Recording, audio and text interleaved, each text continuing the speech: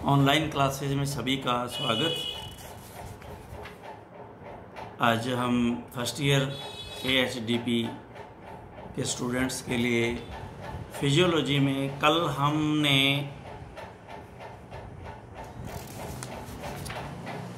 Glycolysis की क्रिया जो है वो किस तरह से संपन्न होती है इसके बारे में हमने आधा पढ़ा था। इसका एक फेज पढ़ा था, यानी कि कल हमारा था प्रीपरेटरी फेज, एनर्जी स्पेंडिंग फेज, ये हमने कंप्लीट कर लिया था। ये जो आपका 103 नंबर पेज है, इसको आप इस पे ध्यान जो है वो दें, और इसको नेक्स्ट जो अभी जो मैं पढ़ाने जा रहा हूँ, जब आप इसको सामने रखेंगे, ये आपकी बुक है 103 नंबर पेज है इसका, तो यहाँ पे ग्लाइकोलाइसिस के बारे में जो है दोनों फेज इकट्ठे डायग्राम से बाई एरो दिखाए हुए हैं, लेकिन लिखा हुआ कुछ नहीं है। लेकिन मैं आपको ये इस तरह से इसके नोट्स बनाने के लिए ये आपको दे रहा हूँ, ये मैं समझा देता हूँ, तो आप इसको जो है वो समझे तो ये आपके समझ में आ जाएगा। तो यहाँ तक तो हमारे पॉइंट जो आगे थे। अब हमारा पे ऑफ फेज जो हमने पीछे पढ़ा था, जिसको हम ATP जनरेटिंग फेज भी कहते हैं, यहाँ देखिए, यहाँ ATP जो है वो रिलीज हो रही है ऊर्जा। तो ये हम जो हमारे उसमें डे बाय डे वर्क आती है, काम में आती है ऊर्जा बॉडी के लिए, विभिन्न कार्यों के लिए। तो ये अब ये जो प्रोड्यूस है यानी कि जनरेट है, ये हम फेज इसको पढ़ेंगे। तो इसमें देखिए, इस फेज को पायरुविक अम्ल का संश्लेषण सिंथेसिस फेज भी कहा जाता है। यहाँ से देखिए, इसके अंदर ये पायरुविक एसिड, जहाँ ये यूं एक लाइन आ रही है फिर दो में डिवाइड हो रही है ना, तो यहाँ राइट साइड में आप देखें ये पायरुविक एसिड, क्योंकि हमने पढ़ा था कि ये ब्रेकडाउन के बाद में पायरुविक एसिड और लैक्टिक एसिड में ये जो है एसिटिक एसिड के अंदर ये जो है कन्वर्ट होता है। तो ये जो है इसका सिंथेसिस हुआ पायरुविक एसिड का। तो यहाँ से अब हम इसको स्टार्ट करते हैं। इस स्टेप पर क्या होता है, फास्फोरिलेशन होता है। ये देखिए, फास्फोरस का एक अणु जो है यहाँ दिया गया होगा, यस, ये दे रखा है इसने, फास्फोट्रायोज आइसोमेरेज। ये देखिए, ये जो है क्या नाम तुम्हारे, ये एंजाइम फॉस्फोरिलेशन होता है, लेकिन ATP से नहीं, अकार्बनिक फास्फेट से फास्फोरिलेशन होता है, अकार्बनिक। जहाँ पे ये PI शब्द मैंने आपको बताया था ना, ये यहाँ पे ये इनऑर्गेनिक फास्फोरस के लिए जो है इस्तेमाल हुआ है। यहाँ ग्लिसरल्डिहाइड 3 फास्फेट NAD में अकार्बनिक फास्फेट की उपस्थिति में ग्लिसरॉल में डिहाइड 3 फास्फेट डिहाइड्रोजिनेज एंजाइम, ये यहाँ दे रखा है इन्होंने। ये तो इन्हों के तीनों, ये देखिए एल्डोलेज भी है यहाँ पे, और ये हार्मोन जो है आइसोमेरेज नहीं, ये इसके अंदर एक लाइन मैंने कल भी आपको बताया था, ये एक दिया हुआ नहीं है, कोई बात नहीं, नेक्स्ट पे आ जाएगा ये, इसको आप वैसे ही नोट कर लें, कल भी मैंने आपको बताया था। डिहाइड 3 फास्फेट डिहाइड्रोजिनेज एंजाइम 1,3-डाई फास्फोग्लिसरिक अम्ल में बदल जाता है तथा NAD हाइड्रोजन ग्राही का कार्य करता है। NAD जो हाइड्रोजन को लेके NADH बना रहा है, ये देखिए यहाँ पे ये इसके रिड्यूस्ड फॉर्म है NAD की। तो ये देखिए H इसको ग्राही करने के बाद में ले लेता है ये, तो ये NADH बन जाता है। यहाँ ये दिखा रखा है आपने, ये डायग्राम में बता रखा है, इधर आप इसको देख सकते हो। तो यहाँ glyceraldehyde plus inorganic phosphorus plus NAD, और इसमें ग्लिसरल्डिहाइड 3 फास्फेट डिहाइड्रोजिनेज जो एंजाइम से इसका जो एक्शन मोटिवेट होता है, और 1,3-डाई फास्फोग्लिसरिल अम्ल प्लस NADH2 यहाँ ये बनता है। तो इस यहाँ तक ये याद नहीं रखा, लेकिन ये इसको बीच में दिखा रखा है इसने, तो इसको आप इसको यहाँ नोट कर लें, इसको लिख लें। यहाँ 1,3-डाई फास्फोग्लिसरिक अम्ल, फास्फोग्लिसरिक एसिड काइनेज की उपस्थिति में फिर इसका डीफॉस्फोरिलेशन यानी कि वी फास्फोरिलेशन से, ये यहाँ इन्होंने दिया भी होगा, नहीं इसमें हाँ ये दिखा है ना, डीहाइड्रोजिनेज, यस डीहाइड्रोजिनेज, ये देखिए। तो डीहाइड्रोजिनेज की उपस्थिति के अंदर क्या होता है, डी फास्फोरिलेशन होता है, से 3 फास्फोग्लिसरॉल अम्ल का निर्माण करता है। इस क्रिया में विमुक्त फास्फेट समूह एडीपी से संयोजित होकर एटीपी बनाता है। एडीपी से संयोजित होकर के ये एटीपी का निर्माण करता है। तो ये आप इसको यहाँ आप इसमें नोट कर लें, ये इसने यहाँ पे वाकई इसको सही दे रखा है। फास्फोग्लिसरोम्यूटेज यहाँ कहीं नाम इसने नहीं दे रखा, लेकिन ये है इसमें। फास्फोग्लिसरोम्यूटेज एंजाइम की उपस्थिति में 3 फास्फोग्लिसरिक अम्ल के आइसोमेराइजेशन से 2 फास्फोग्लिसरिक अम्ल से बनता है। तो ये क्या बनाता है, 2 फास्फोग्लिसरिक अम्ल बनाता है। फास्फोग्लिसरोम्यूटेज एंजाइम की उपस्थिति में 3 फास्फोग्लिसरिक अम्ल आइसोमेराइजेशन से 2 फास्फोग्लिसरिक अम्ल बनाता है। तो ये इसने यहाँ दे रखा है 3 फास्फोग्लिसरिक अम्ल, और फिर यहाँ पे बीच में जो इस एक्शन को रेगुलेट करता है फास्फोग्लिसरोम्यूटेज दे रखा है एंजाइम। इसमें कहीं डीहाइड्रोजिनेज फास्फोग्लिसरोनेज, यस सेकंड। आप इस जो डायग्राम है इसके लेफ्ट साइड में जब देखेंगे, वो राइट साइड में पायरुविक एसिड लिखा है, इधर देखिए लेफ्ट साइड जो है इसकी लेफ्ट साइड में यहीं आपको फास्फोग्लिसरिक काइनेज ये है लिखा हुआ। डाईफास्फोग्लिसरिक एसिड में जो ये कन्वर्ट होता है, ये यहाँ कंप्लीट दे रखा है इन्होंने। तो इसको हम पढ़ते हैं, यहाँ आप इसको नोट कर लेना। 2 फास्फोग्लिसरिक अम्ल एनोलेज एंजाइम, यहाँ एनोलेज एंजाइम शायद कहीं नहीं दिया हुआ, ये आप नोट कर लेना। एनोलेज एंजाइम की उपस्थिति में और इसमें मैग्नीशियम आयन की आवश्यकता पड़ती है। 2 फास्फोइनॉल पायरुविक एसिड, 2 फास्फोइनॉल पायरुविक अम्ल का निर्माण होता है।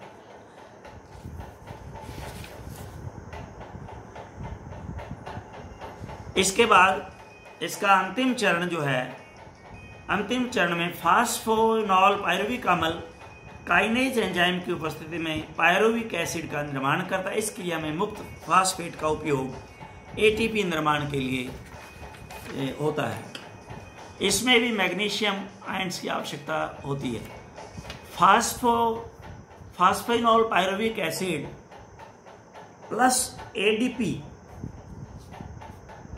ये देखिए, यस फास्फोग्लिसरिक काइनेज फास्फोइनॉल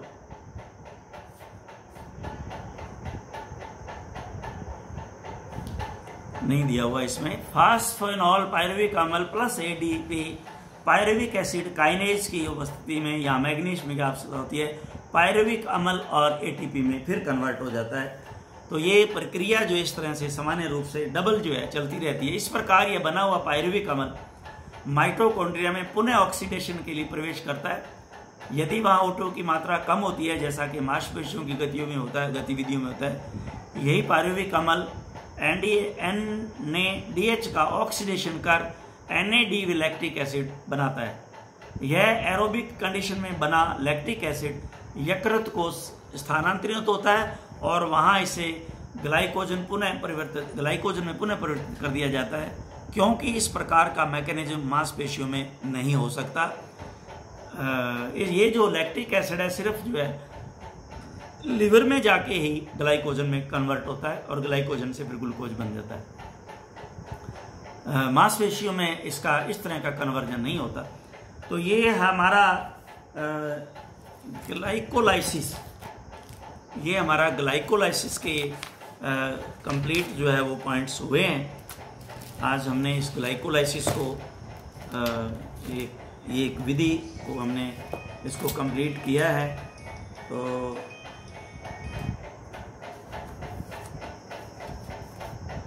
अब नेक्स्ट जो है हमारे पास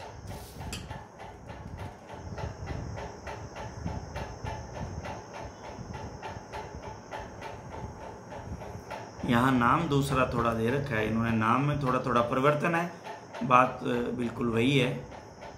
3-फॉस्फोग्लिसरैल्डिहाइड डिहाइड्रोजिनेज और फॉस्फोग्लिसरैल्डिहाइड, ठीक है, लगभग करीब करीब जो है इसका। अब जो हम मेन इसमें हमारे पास जो आता है वो है Krebs cycle, citric acid cycle या क्रैब साइकिल जिसके नाम से जानते हैं, जिसको हम इसको खास तौर से इसको हम जो है देखेंगे, इसको पढ़ेंगे। सिट्रिक एसिड चक्कर या क्रैब साइकिल भी इसको कहा जाता है। तो जैसा हमें पता, सभी प्राणियों में श्वसनीय ऊतकों की माइटोकॉन्ड्रिया में यह उपापचयी क्रिया संपन्न होती है। कल भी मैंने मेरे लेक्चर में जिक्र किया था कि सेल, फिर सेल के अंदर ऑर्गेनेल्स में भी एक माइटोकॉन्ड्रिया। अब सेल भी आप जो है वो माइक्रोस्कोप से देखते हो, इवन इलेक्ट्रॉनिक माइक्रोस्कोप से, और उसके अंदर ऑर्गेनेल्स हैं वो इलेक्ट्रॉनिक माइक्रोस्कोप से ही नज़र आते हैं। फिर उसको अकेले जो उसमें माइटोकॉन्ड्रिया को देखना, और माइटोकॉन्ड्रिया में भी फिर क्या क्या चेंजेज अंदर होते हैं, ये जो है वास्तव में इसका खोज जो है काबिल तारीफ है। और ये तारीफ तो सिर्फ खोज है। और अब आप ये सोचें कि इस क्रिया को जो संपन्न करने वाला ने जिसने सेल को बनाया है वो कितना कलाकार होगा, ये आप ध्यान से दें। ये मेरा बात कहने का मकसद है। वास्तव में साइंस जो है वो वाकई प्रभु के नज़दीक ले जाती है, परमात्मा के नज़दीक ले जाती है। जब इस क्रिएटर का पता चलता है कि ये चीज़ें बनाई हैं, तो ये कोई आम चीज़ें नहीं हैं जो बनाई गई हैं, और ये किस तरह से ऑटो चलती रहती हैं। हमें इनका सोए हुए हम तो भी ये चलती रहती हैं, तो हमें इसका एहसास भी नहीं होता। तो हम देखते हैं अब इसको, क्रैब साइकिल। माइटोकॉन्ड्रिया में उपापचयी क्रिया संपन्न होती है, मेटाबॉलिज्म। इस चक्कर की शुरुआत एसिटाइल यूनिट के ऑक्जेलो एसीटेट के साथ जुड़कर सिट्रिक एसिड के निर्माण से होती है। एसिटाइल यूनिट जो है ऑक्जेलो एसीटेट से मिलकर के सिट्रिक एसिड का निर्माण करती है, जिसके पश्चात एक चक्रीय प्रक्रिया आरंभ हो जाती है, जिसे ये सामने ये लिखा है इन्होंने कि ये रेखा जो बना करके पहले में सिर्फ जो है इनके ये केमिकल नाम सिर्फ दिए हुए हैं, और दूसरी तरफ जो है इन्होंने इनके नाम लिखे हुए हैं। तो ये दूसरी तरफ जो 106 पे है, ये आसानी से समझ में आ जाएगा। ये नाम है, तो ये नाम तो काय के लिए पूछे जाएंगे। इस तरह से जो केमिस्ट्री वाले नाम हैं ये तो नहीं पूछे जाएंगे, लेकिन ये हमें याद हो तो इतना ही हम लिख देंगे, that is more than sufficient. तो इस संपूर्ण चक्कर में एसिटाइल इकाई के रूप में कार्बन के 2 अणु प्रवेश करते हैं। कार्बन के 2 अणु प्रवेश करते हैं, वह कार्बन के 2 अणु कार्बन डाइऑक्साइड के रूप में बाहर निकल जाते हैं। एक अणु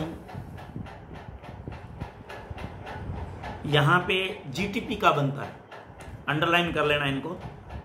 मैंने कल जीटीपी का बताया था आपको, गुआनिन 5 ट्राइफॉस्फेट, गुआनिन 5 ट्राइफॉस्फेट। और ये जो है प्रोटीन सिंथेसिस में विशेष रूप से इसका कार्य विशेष होता है। जीटीपी का बनता है जो एटीपी में परिवर्तित हो जाता है। हाइड्रोजन के 4 अणु मुक्त होते हैं और 3NADH2 एवं 1FADH। FADH NADH मैंने आपको कल बता दिया था, और ये FADH जो है फ्लेविन एडिनिन डाइन्यूक्लियोटाइड इसको बोलते हैं हम। और ये H जो है इसकी वही मैंने आपको पीछे भी बताया था, ये इसकी रिड्यूस्ड फॉर्म है। तो ये हाइड्रोजन जब इससे अनुबंध हो जाती है, H इसमें जुड़ जाता है, तो ये जो प्रत्येक NADH का अणु ऑक्सीडेटिव फास्फोरिलेशन के द्वारा ATP के 3 अणु व प्रत्येक FADH का अणु 2 ATP उत्पन्न करता है। अंडरलाइन कर लेना। इस प्रकार प्रत्येक एसिटाइल CoA से एक क्रैब चक्कर के द्वारा 12 अणु ATP के प्राप्त होते हैं। इसे आप अंडरलाइन कर लें। 12 अणु ATP के प्राप्त होते हैं। इस चक्कर को प्राणी शरीर के मेटाबॉलिज्म उपापचय का केंद्र कहा जा सकता है, क्योंकि सभी पोषक तत्व अधिकांशतः एसिटाइल CoA में ही परिवर्तित होते हैं। वह यहीं से यह चक्र प्रारंभ होता है, वह ऊर्जा उत्पादन करता है। इस प्रकार स्पष्ट है कि ग्लूकोज के एक अणु के संपूर्ण ऑक्सीडेशन से, ग्लूकोज का अगर एक अणु जलता है यानी कि ऑक्सीडेशन उसका होता है, से ATP के 36 अणु प्राप्त होते हैं, जिनमें से 32 अणु ऑक्सीडेटिव फास्फोरिलेशन से, फास्फोरिलेशन पीछे हमने पढ़ा क्या होता है, वह 4 अणु ग्लिसरॉल 3 फास्फेट के 2 अणुओं के माइटोकॉन्ड्रियल ऑक्सीडेशन से प्राप्त होते हैं। 2 अणुओं के माइटोकॉन्ड्रियल ऑक्सीडेशन से। इनको आप अंडरलाइन कर लेना इनको, और इसको समझना है कि ये किस किस तरह से पूछे जा सकते हैं, ये ध्यान रखना। अब इसमें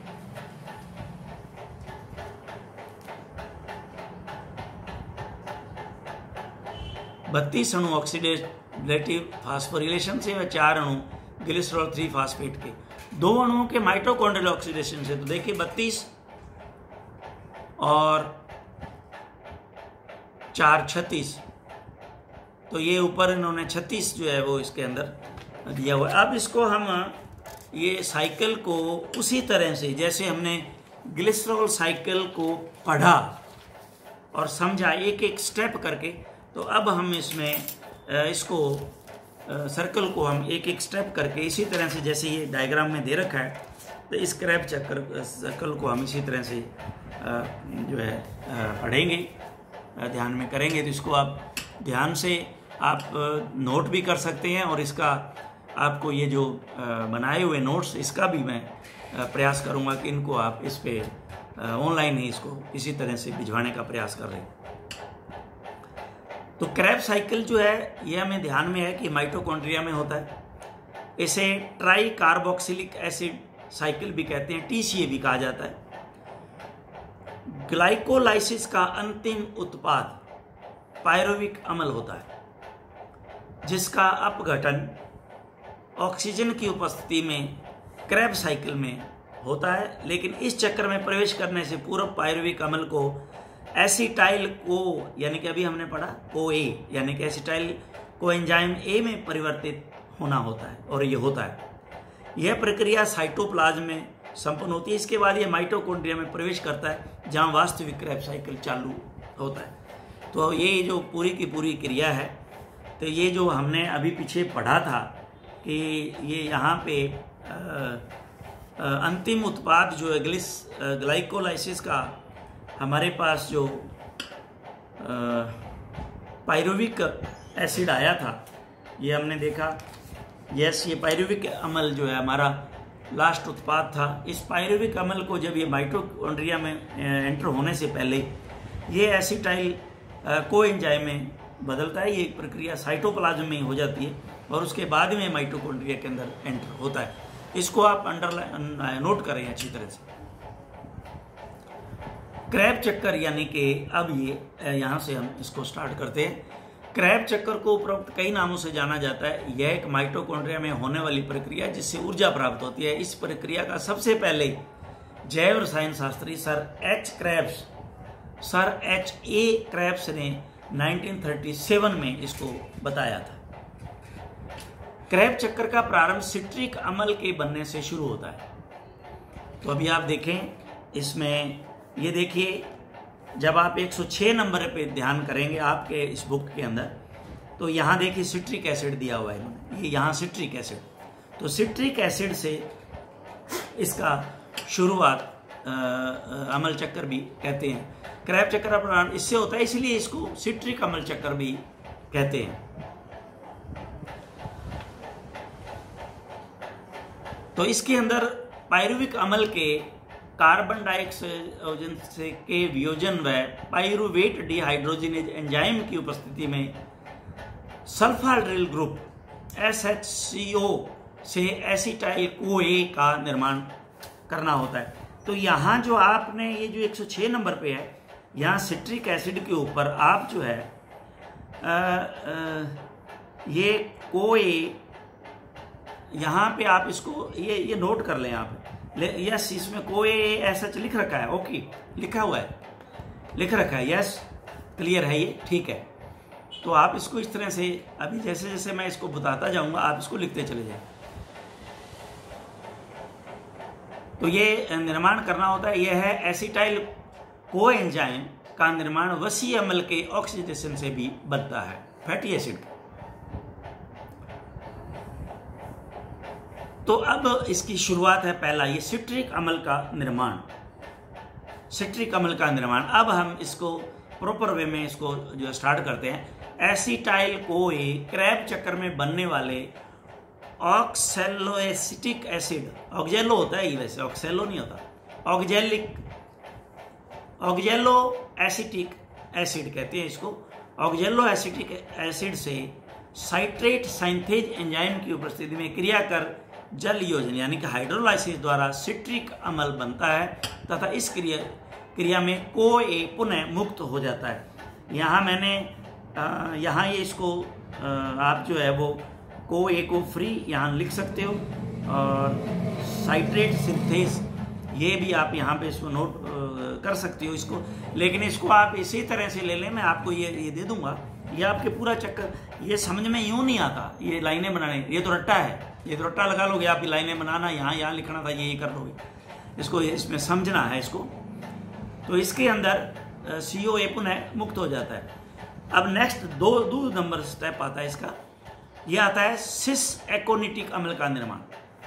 यही सिट्रिक अम्ल एकोनिटेज एंजाइम की उपस्थिति में जल वियोजन यानी कि डिहाइड्रेशन से सिस एकोनिटिक अम्ल बनाता है। यहाँ ये नहीं दिया हुआ, आप इसको लिख लें, सिस एकोनिटिक अम्ल बनाता है। अब आता है ये जो थर्ड इसमें लिखा हुआ है वो है आइसोसिट्रिक अम्ल का निर्माण। यहाँ आप इसको ये सीधा भी ले सकते हो, कोई जरूरी नहीं है, जो आपको दे रखा है आपके कोर्स में उतना भी ले सकते हो, लेकिन अगर डिटेल लेनी हो तो ये आप डिटेल भी ले सकते हो।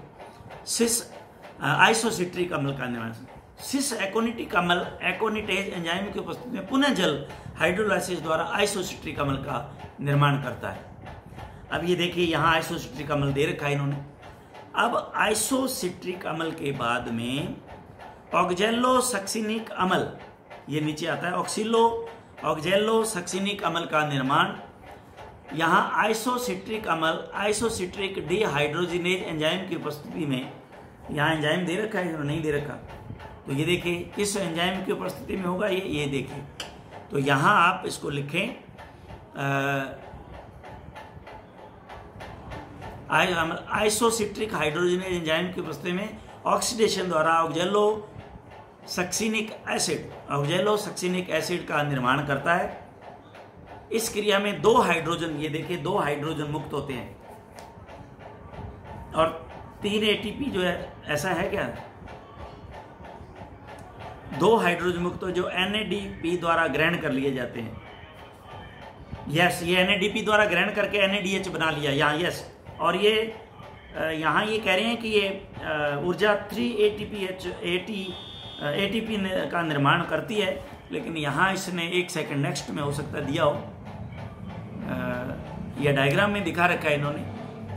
ऑक्जेलो का निर्माण करता है, इस क्रिया में 2 हाइड्रोजन मुक्त होते हैं, NAD द्वारा ग्रहण कर लिए जाते हैं, तो ये NADH बनता है। तो अब ये ऑक्जेलो सक्सिनिक, यस यहाँ दे नहीं रखा, यस अब इसमें आएगा ऑक्जेलो सक्सिनिक डीकार्बोक्सिलेशन ऑक्जिलो सक्सिनिक अम्ल का डीकार्बोक्सिलेशन एंजाइम की उपस्थिति में डीकार्बोक्सिलेशन होने से क्रैब चक्र में 5 कार्बन युक्त अल्फा कीटोग्लूटेरिक अम्ल, अल्फा, यस ये दे रखा है, ये दे रखा है अल्फा कीटोग्लूटेरिक एसिड जो है वो यहां बनता है। हाँ यस ये दे रखे हैं ना 5, बिल्कुल सही है। ये 5 जो है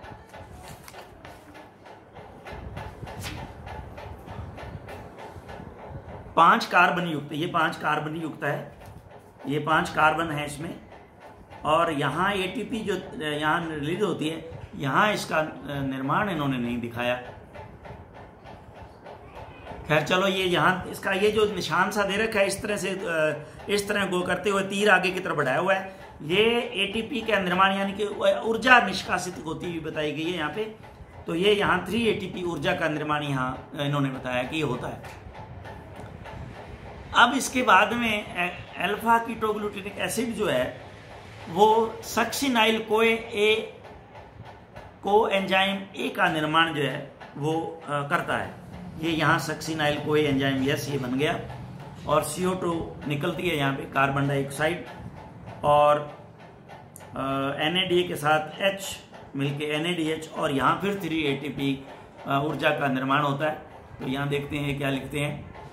अल्फा कीटोग्लूटेरिक अम्ल के ऑक्सीडेटिव डिकार्बोलेशन द्वारा अल्फा कीटोग्लूटेरिक डिहाइड्रोजन एंजाइम की उपस्थिति में 4 कार्बन युक्त सक्सिनाइल कोएंजाइम, 4 कार्बन युक्त सक्सिनाइल कोएंजाइम, यस ये यहाँ ये बना का निर्माण होता है।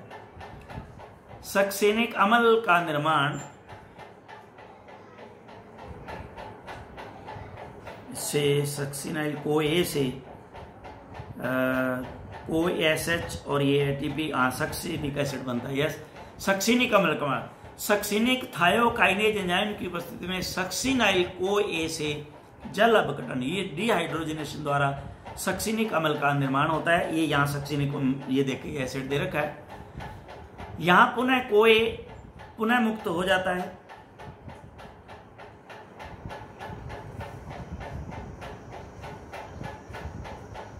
यस, कोए यहाँ पुनः मुक्त हो जाता है तथा GTP के रूप में ऊर्जा मिलती है, जो बाद में ATP में कन्वर्ट हो जाती है GTP के रूप में। ये यहाँ दे रखा है, ये देखिए GTP के रूप में ऊर्जा मिलती है और ये ऊर्जा बाद में ATP में कन्वर्ट हो जाती है। GTP का मैंने मतलब बता दिया था, ये सारे आप वहाँ नाम लिख लें। यस, बिल्कुल सही है। इसके बाद में फ्यूमेरिक अम्ल का निर्माण, ये फ्यूमेरिक एसिड बनता है। फ्यूमेरिक अम्ल का निर्माण सक्सिनिक डिहाइड्रोजन एंजाइम की उपस्थिति में सक्सिनाइल को में से 2 हाइड्रोजन परमाणु निकल जाते हैं। 2 हाइड्रोजन परमाणु, यस ये H2O निकल गए, HOH लिखा है यहाँ।